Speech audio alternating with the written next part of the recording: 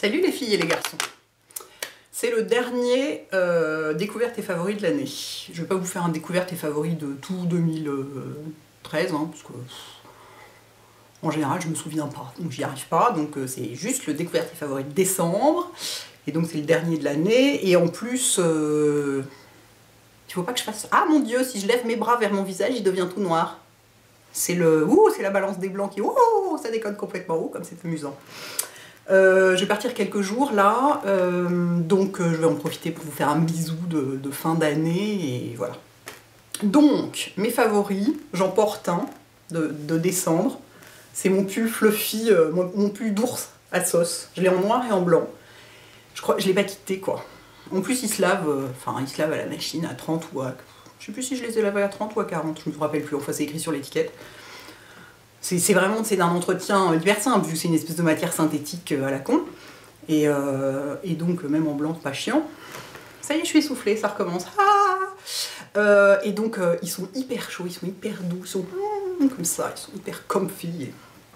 Gros favoris de décembre, mais alors vraiment gros favoris de décembre. S'ils avaient eu d'autres couleurs, je les aurais achetés. Peut-être qu'ils vont faire d'autres couleurs. Oh, ce serait bien. J'en voudrais bien un beige ou un truc comme ça, ce serait cool. Deuxième favori. Mon petit sac Banana Republic, je l'adore. Je l'adore, je ne l'ai pas quitté depuis que je l'ai. Et vraiment, je l'adore. Alors, je reconnais que c'est pas facile de caser toute sa vie dedans comme je faisais avant. C'est-à-dire que là-dedans, j'ai ni mes lunettes de soleil, ni mon parapluie. Les lunettes de soleil, c'est pas très grave, parce que déjà, à Paris, il fait jamais beau, hein, c'est bien connu. Bon, c'est pas vrai, de temps en temps, il fait un peu beau, mais de toute façon, je suis généralement bouclée chez moi. Enfin, je passe pas ma vie dehors en plein soleil. Par contre le parapluie c'est beaucoup plus ennuyeux. Heureusement que mes parkas ont des capuches. Hein. Mais je l'adore quoi. Je veux plus que des sacs comme ça. Puis surtout celui-là, j'adore son imprimé, j'adore tout. J'adore le souvenir qu'il représente en plus. Enfin, j'adore mon petit sac. Mais vraiment un grand favori. C'est aussi une découverte. J'ai découvert que je pouvais vivre avec un petit sac. Ensuite... J'ai pas mal de trucs, mais j'ai pas beaucoup de nouveautés en fait. Enfin, si, ça dépend, ça dépasse. Comme je le prévoyais, la Naked 3, pas facile à orienter. La Naked 3 n'est pas devenue un favori. C'est pas mes couleurs, je le savais. C'est très joli, hein. Très joli, très bonne pigmentation, excellente qualité comme toujours. Mais non, moi c'est pas mon truc. Moi aujourd'hui je suis maquillée avec la 2. Hein. Je crois que... Bon, il y a des couleurs que j'adore dans la 1, mais vraiment dans la 2, il y a des couleurs qui sont... Mais... Come on. Il y a vraiment, aujourd'hui je suis maquillée avec Suspect et Snakebite. Vous voyez, Suspect sur toute la paupière et Snakebite dans le creux. Un petit coup de Bouticole dans le coin interne. Un petit coup de Foxy sous l'arcade. Et Blackout en liner. Et vraiment, et il y en a deux autres que j'adore aussi. 3 même. Il y a aussi Verve et Pistol qui sont là et YDK aussi. Enfin, oh, j'adore quoi. Ça c'est vraiment mes couleurs. C'est vrai que vraiment il n'y a pas de doute. Moi ce qui me va c'est les neutres froids, les taupes quoi. Donc la Naked 3, comme je le prévoyais, n'est pas du tout devenue un favori. C'est pas grave. Mais voilà, je vous tiens au courant. J'ai essayé de me coiffer avec plein de nouveaux trucs, des shampoings secs, des bidules, des trucs. Alors les shampoings secs, il n'y a rien à faire. Je trouve que ça fait un effet absolument dégueulasse. J'ai essayé les colorés, les pas colorés, c'est-à-dire les noirs, les blancs, les transparents, les cheveux. En réalité, c'est jamais complètement transparent. Ça fait toujours un peu un effet genre... ah, il faut que j'arrête de mettre mes manches près de mon visage, sinon ça fait hyper bizarre. Donc je vais essayer de parler sans les mains. Ça fait toujours un effet. Moi, je trouve que ça fait l'effet. J'ai les cheveux sales, justement. Alors, ce qui n'est pas le but, normalement. Surtout que moi, je ne l'utilise pas du tout pour l'effet shampoing sec. Vu que je me lave les cheveux tous les jours, pas du tout besoin de shampoing sec. Je l'utilise pour l'effet texturisant, mais non, c'est pas satisfaisant. Il y a un truc texturisant en spray qui est génial, qui est le truc de Bumble and Bumble, que j'ai pas pris avec moi. Mais sinon, je me suis coiffée tout le mois avec le Wool Shake de Redken. Regardez, c'est mon deuxième flacon. Je vous ferai une vidéo Empties bientôt, vous inquiétez pas. Il y a il y a mon premier flacon de Wool Shake dedans. Et je me coiffe tous les jours avec ça. Et un peu de gel pour les bordures. Mais vraiment, pour moi et pour ma longueur de cheveux et ma texture de cheveux, c'est ce que je préfère. Mais entre tout, quoi. Comme ma peau est un petit peu mieux, j'ai réintroduit doucement des produits dont j'étais très sûre. Et donc, j'ai retrouvé avec bonheur mon sérum Clarins, mon double sérum. Vous voyez, j'en ai... Ça, c'est le deuxième flacon, c'est pareil. J'en ai aussi un grand flacon dans mon truc, dans mon sac à Empties, enfin un produit terminé. Ça, c'est le deuxième que j'ai recommencé au mois de décembre. J'adore ce sérum. J'adore ce sérum, j'en mets matin et soir. Chez moi, il descend très vite parce que j'en mets 3 pressions matin et soir. C'est parce que aussi j'en mets, moi, enfin, tous les produits visage, ça y est, c'est le coup des manches. Je les mets sur le visage, le cou et le décolleté. Hein. Donc ça fait une certaine surface, donc forcément, ça en utilise plus. Mais je m'en fous. Je préfère en utiliser plus et garder une jolie peau. Donc vraiment, j'adore ce sérum. Dans l'immédiat, je ne veux pas en essayer d'autres, je suis complètement terrorisée par mes allergies, donc je n'essaye rien que je ne connaisse pas, et donc voilà, grand favori du mois de décembre aussi. Découverte et favori, le baume émollient Exoméga, pour le corps donc. Enfin, est-ce qu'on peut mettre aussi sur le... Peau atopique et très sèche. Je sais pas si on peut le mettre sur le visage, mais c'est bien possible. Ah oui, appliquer une à deux fois par jour sur les zones sèches du visage et du corps. Nourrisson, enfant, adulte, zéro parabène, zéro conservateur, zéro parfum, hypoallergénique. Et pourquoi il y a zéro parabène, zéro conservateur, zéro tout ça? Parce que c'est le fameux système dont je vous parlais. Est-ce que c'est propre? Mon Dieu. Dont je vous parlais à propos de la crème pour peau intolérante. C'est le système DEFI inventé par Pierre Fabre, parce que Aderma c'est Pierre Fabre, hein, comme Aven, qui fait que absolument rien, il peut y avoir aucune, ce qu'on appelle rétrocontamination, c'est-à-dire que rien ne peut pénétrer à l'intérieur du tube, et donc il peut y avoir aucune contamination de ce qu'il y a dedans, et donc on n'a pas besoin de mettre des conservateurs. Donc bah voilà, pour les peaux un peu sensibles et réactives, et là c'est vraiment, c'est pour réduire la sécheresse et calmer les irritations. Exoméga, aux plantules d'avoine Realba, c'est un peu la version chez Aderma des produits Aven pour peau sensible, c'est-à-dire que l'avoine Realba est au produit Aderma ce que l'eau d'Aven est au produit Aven, c'est-à-dire c'est leur actif apaisant, anti-irritation, etc., super efficace, cultivé dans des conditions évidemment bio, etc., en France, à côté du site mère de Pierre Fabre, etc., enfin, tout est extrêmement contrôlé et tout, et ça, moi je l'utilise en produit corps, mais on peut, donc si on a des plaques sèches sur le visage, ou je sais pas comment on peut en mettre sur les nourrissons, quoi. Vous imaginez un peu le côté safe du truc. Ça ne sent rien, évidemment. Enfin, c'est écrit dessus, d'ailleurs, il y a écrit zéro parfum. Alors, le produit, comme là c'est le baume émollient, je pense qu'il y a une crème à vérifier. Mais alors, comme c'est le baume émollient, c'est un produit qui est épais, et les tubes DEFI sont pas évidents. Enfin, il faut appuyer fort pour faire sortir le produit. Du coup, là, moi j'ai tendance à carrément à prendre le tube comme ça et appuyer dessus comme une malade pour le faire sortir, parce que comme ça, plus le produit est épais, et plus c'est difficile de le faire sortir d'un tube. Et comme là, il y a tout un système en fait, à l'intérieur de ce bouchon, il y a tout un système qui fait ni comme ça pour que rien ne rentre. Expliqué de façon pas du tout scientifique, hein. Mais alors ça fait la peau... Ce qui est dément, c'est que là j'en ai mis ce matin, j'ai pas du tout la peau grasse, on dirait que j'ai rien mis, juste que j'ai une peau parfaite naturellement, c'est hyper étonnant. C'est-à-dire qu'il faut un peu le travailler pour le faire pénétrer, parce que c'est un baume, hein, donc c'est vraiment costaud. Mais alors pour l'hiver, quand on a la peau vraiment sèche, c'est top. Et après, on a juste l'impression d'avoir la peau plumpy, quoi. Vous voyez ce que je veux dire, toute rebondie et contente, quoi. J'aime beaucoup ce produit. En produit teint, moi j'ai utilisé la même chose que d'habitude, donc ça va pas vous intéresser, mais je vous le dis quand même, sauf que j'ai changé mes poudres, je suis passée à la version hiver, c'est-à-dire que pour le fond de teint, je suis toujours avec le B20 de Shiseido, le Naturel Perfecteur, et pour l'anti-cerne, je suis toujours avec le beige naturel clair 2B, toujours chez Shiseido. Comment il s'appelle celui-là? Correcteur de teint soyeux, que j'adore totalement, qui n'a pas besoin d'être poudré, qui est génial, super pigmenté, magnifique. Parce que j'ai toujours pas osé réessayer le NARS, hein, depuis que j'avais eu mon allergie à la base de teint NARS et que ça s'était propagé autour des yeux, je savais pas trop pourquoi, du coup j'ai eu peur. Donc j'ai pas réessayé mon anti-cerne NARS depuis. Donc je suis avec ces deux trucs là, qui vont, en couleur qui vont. En revanche j'ai dû changer mes poudres.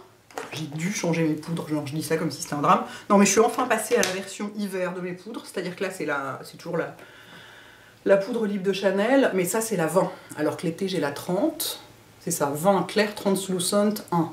Bon bref, c'est la numéro 20. Alors si je peux arriver à vous la montrer, elle est beaucoup plus claire que celle que j'utilise d'habitude. Est-ce que je l'ai à côté? Oui, je vais vous les montrer côte à côte, ça va être génial, je vais en mettre partout. Attendez, c'est intéressant. Intéressant les couleurs des poudres. Regardez la différence de couleur, c'est dingue. Et j'ai changé il n'y a pas tellement longtemps, hein. Ça c'est la 30, ça c'est la 20, et ça n'allait plus. C'est Raphaël qui m'a fait remarquer. Heureusement que j'ai quelqu'un comme Raphaël qui est capable de me faire remarquer ce genre de choses dans ma vie, parce que la plupart des gens que je côtoie ne voient pas ça. Il m'a dit, ça commence à faire une petite démarcation avec ton cou et tes oreilles. J'ai dit, ouh, il est temps que je change de poudre. Donc voilà, donc j'ai l'avant et je continuerai à vous rebattre les oreilles de cette poudre tout le temps parce qu'elle est géniale. Moi je l'utilise surtout sur la zone T parce qu'elle est très matifiante. Enfin, j'imagine si on a la peau horriblement grasse, peut-être qu'elle n'est pas très matifiante, mais sur moi qui ai la peau normale, plutôt sèche, déshydratée l'hiver, elle est vraiment efficace. J'en mets sur la zone T et je mets la MAC sur les joues. Mais pourquoi je vous disais ça, je sais plus. Mais voilà, elle se voit pas quoi. Attendez, je vais essayer de zoomer parce que j'ai mon plateau sur les genoux donc je peux pas vraiment me rapprocher. Alors je sais pas si vous voyez quelque chose, moi à cette distance là je ne vois pas l'écran de contrôle donc je ne peux pas vous dire. Mais elle se voit pas quoi cette poudre. Elle est hyper fine, elle est vraiment hyper fine. Très rapidement elle vit un peu avec la peau et elle disparaît. Enfin, elle est vraiment, c'est une excellente poudre et comme je dis toujours, le rapport quantité-prix, il y en a 30 grammes quoi. Pour 40 €, je crois que c'est 40 ou 42 €, un truc comme ça. Comparé avec d'autres poudres, je peux vous assurer que les autres, il n'y en a pas 30 grammes. Et notamment, celle que j'utilise, donc je suis passée, regardez, je vais vous les montrer côte à côte, je suis passée à la Light chez MAC, qui est donc celle que je mets sur mes joues. Cette vidéo va durer 1000 ans, mais c'est la dernière de l'année, faut bien se faire un petit peu plaisir. Regardez, ça c'est celle que j'utilisais jusqu'à maintenant, c'est la Light Plus, et ça c'est la Light. Donc vous voyez, il y a une vraie différence.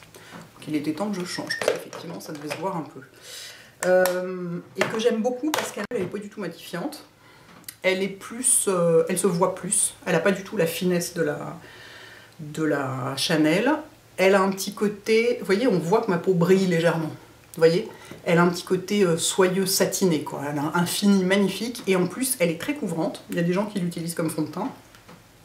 Et moi, comme j'ai donc un fond de teint qui est assez peu couvrant, ça m'arrange d'avoir ça à mettre dessus. Sur les joues, éventuellement, il y a besoin d'un peu plus de couvrance. Enfin, moi, j'aime que ce soit un peu plus couvert, même si je couvre beaucoup moins mon teint qu'avant. J'aime bien cette poudre-là aussi pour ça. Donc voilà. Pour les sourcils, j'ai utilisé 3 trucs ce mois-ci. J'ai utilisé mon petit pot Laura Mercier, là, mon petit gel, qui est vraiment génial, avec mon pinceau Bobbi Brown. C'est pas ce que j'ai aujourd'hui. Vraiment, je l'adore. Ce truc est parfait. Il a beau être... il a l'air d'être noir, quoi, quasiment dans le pot, sur la peau. Enfin, dans mes sourcils à moi, il est parfait. Vraiment, j'adore.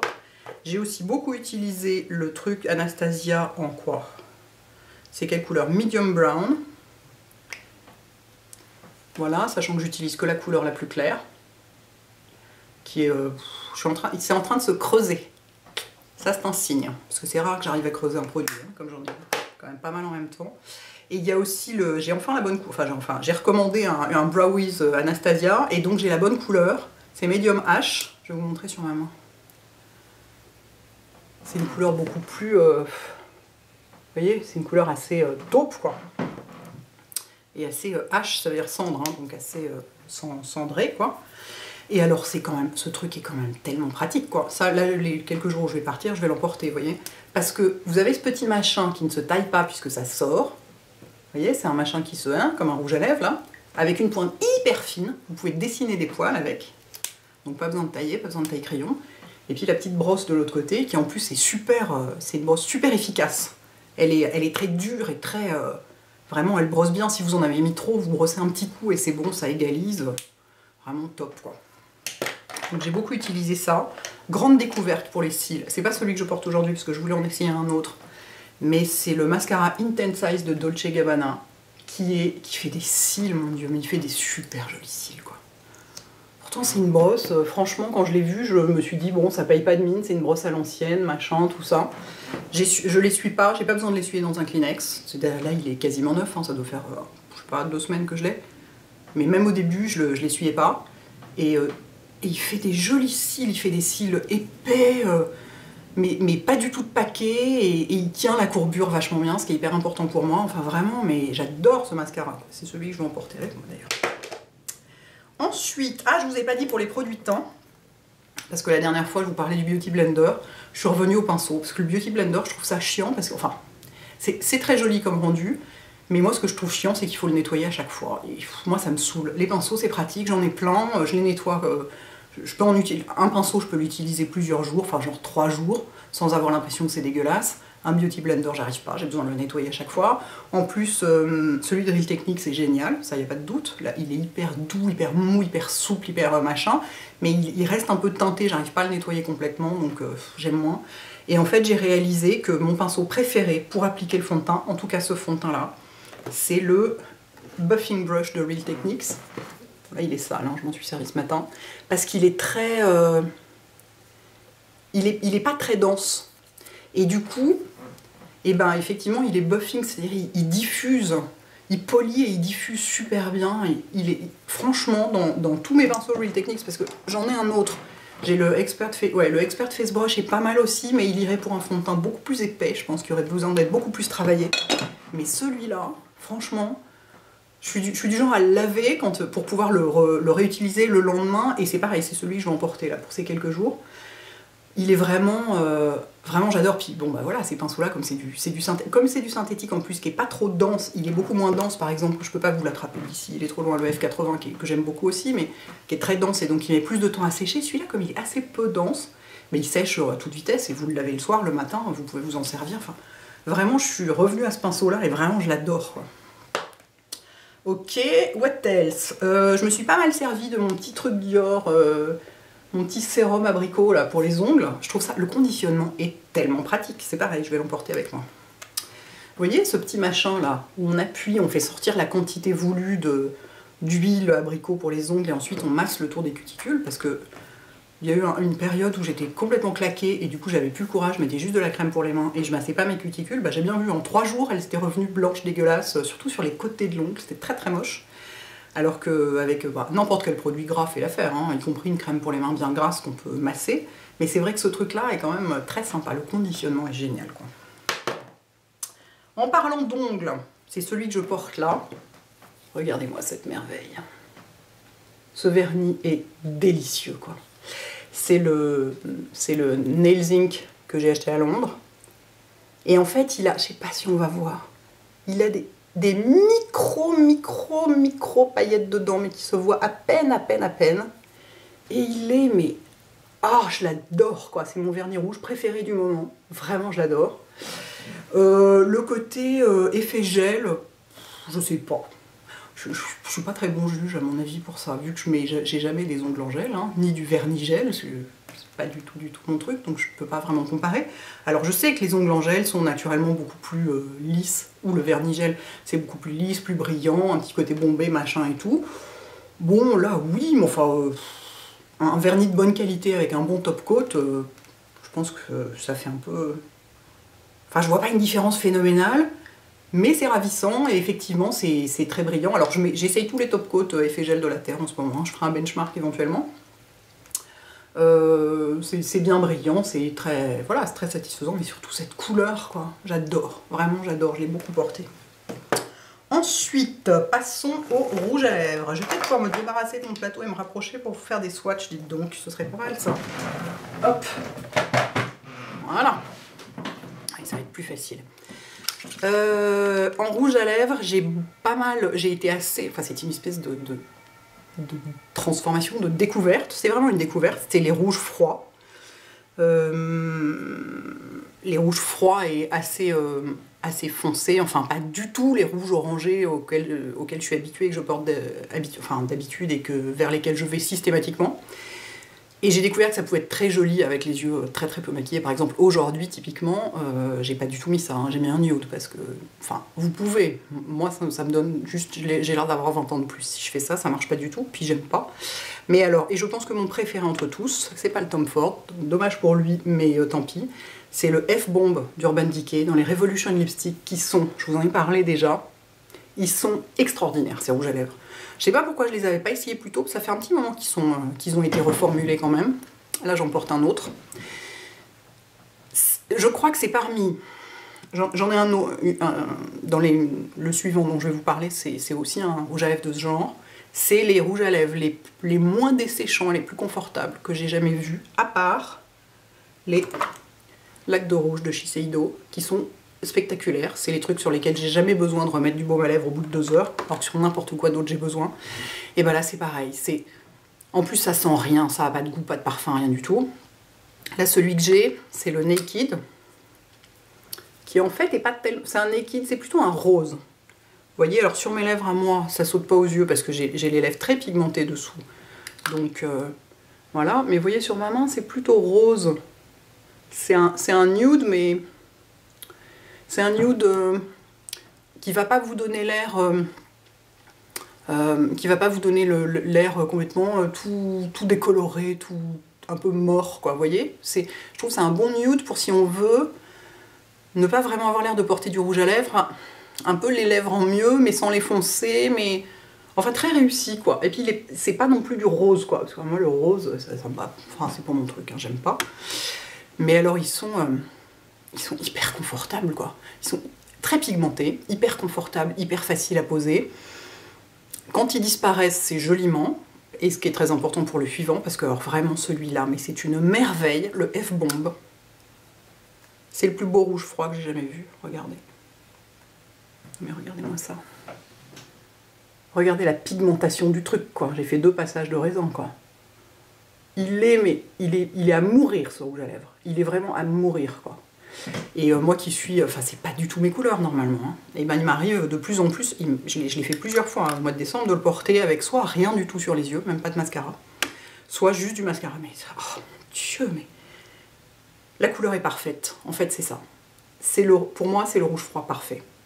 J'en ai plein des rouges froids. Je veux dire, des rouges à lèvres, j'en ai je ne sais combien, j'en ai plein et tout, mais jamais j'en avais vu un qui soit à ce point... Je pense qu'on ne verra pas à la caméra, ça ne rendra pas justice comme d'habitude, il faudra que vous alliez le swatcher pour voir, mais qu'il soit à ce point le rouge froid parfait parce qu'il fait pas... Il vieillit pas. Voilà, je pense que c'est pour ça que je le trouve tellement beau. Souvent, les rouges froids, sur moi, je trouve que ça vieillit, ça donne un côté d'âme, un côté un peu chiant, un côté bourgeois, vous voyez, un côté comme ça. Et celui-là, pas du tout. Et c'est lié aussi au fait qu'ils aient une texture satinée.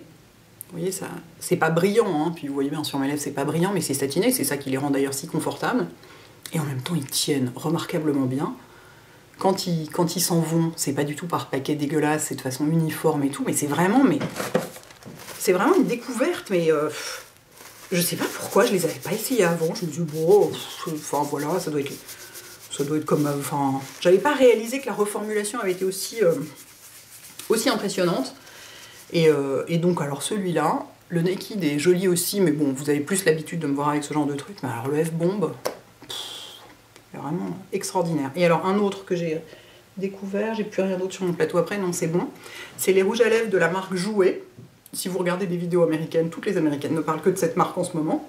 Comme d'habitude, ils ont trouvé un nom, Jouet, Tarte, enfin c'est... Les mecs, renseignez-vous un peu, enfin je veux dire, Jouet c'est moins grave que Tarte, mais... Bon bref, quand ils mettent des noms français pour mettre des marques, c'est toujours un peu bizarre. Et en fait, j'avais acheté, Lisa Eldridge avait montré dans une de Noël une petite trousse léopard où il y avait dedans des échantillons de maquillage Jouet. Il y a notamment un mascara qui était très bien et un petit liner liquide marron qui est ravissant. Et il y avait un rouge à lèvres dedans, dans une couleur qui me convient très bien puisque c'est un nude, qui s'appelle Meg. Et alors lui, eh ben c'est pas compliqué, alors il enfonce tous les autres au point de vue confort. Mais alors j'ai jamais vu ça, jamais. Alors voilà, hein, c'est un nude, hein, sans surprise. Donc je suis ravie hein, que ce soit tombé sur ça plutôt qu'un rose fuchsia dont je n'aurais rien pu faire. Ça ne sent rien, ça n'a pas de goût, ça sent un peu... si, ça sent un peu les odeurs de rouge à lèvres traditionnelles, quoi. Packaging, rien à dire, quoi.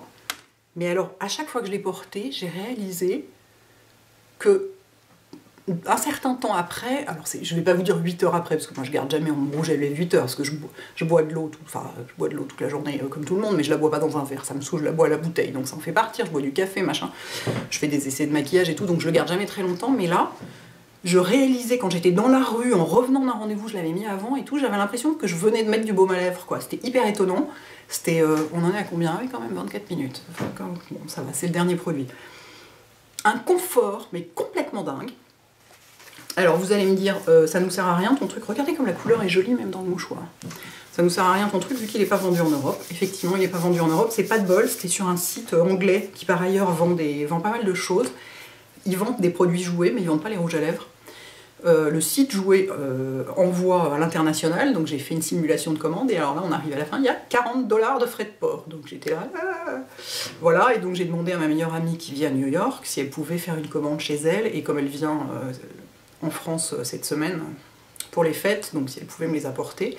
Donc voilà, donc je lui en ai demandé 3, donc des corails et un rouge vif aussi, et j'ai hyper hâte parce que je pense qu'entre ça et Urban Decay, enfin, il est possible que je ne mette plus que ça, tellement c'est confortable. Et pour moi, c'est ce qui compte avant tout pour un rouge à lèvres. Hein. Ok, la couleur, dans le cas du F-Bomb, la couleur est ce qui compte le plus, parce qu'elle est spectaculaire. Mais sinon, c'est le confort, quoi. Parce que moi, j'ai tout le temps les lèvres sèches, je mets toujours du baume à lèvres sous mes rouges à lèvres, hein, systématiquement, quel qu'il soit. Ceux-là aussi. Hein. Mais là, ah, je sais pas, il y a vraiment un truc, donc je vous en reparlerai quand j'aurai les autres et que j'aurai pu essayer avec plusieurs couleurs et porter genre que ça pendant une semaine, voir ce que ça donne, mais là vraiment je suis hyper impressionnée et donc je tenais beaucoup à vous en parler. Donc écoutez, ça y est, c'est tout, j'ai fini, 25 minutes, wouhou mais enfin bon, j'avais pas mal de trucs. Je vous souhaite une magnifique fin d'année, vraiment de tout mon cœur. J'espère que vous allez passer, si c'est votre truc, un très bon réveillon de Nouvel An. C'est pas tellement mon truc, donc ça tombe bien parce que je vais chez des amis où on fait ça à la campagne, tranquille, entre nous, calme et tout. Enfin, rien de délirant, c'est exactement ce qu'il me faut, donc je suis très contente. Et puis écoutez, on se reverra, je serai là le week-end prochain, donc début janvier. Et donc ce sera le moment de se souhaiter des tas de bonnes choses. Et d'ici là, voilà, terminez l'année au mieux pour vous et de façon chaleureuse, entourée comme toujours, agréable, en beauté si vous avez envie, et en pyjama si vous n'avez pas envie. Et voilà. Et donc à très bientôt les filles et les garçons. Ciao.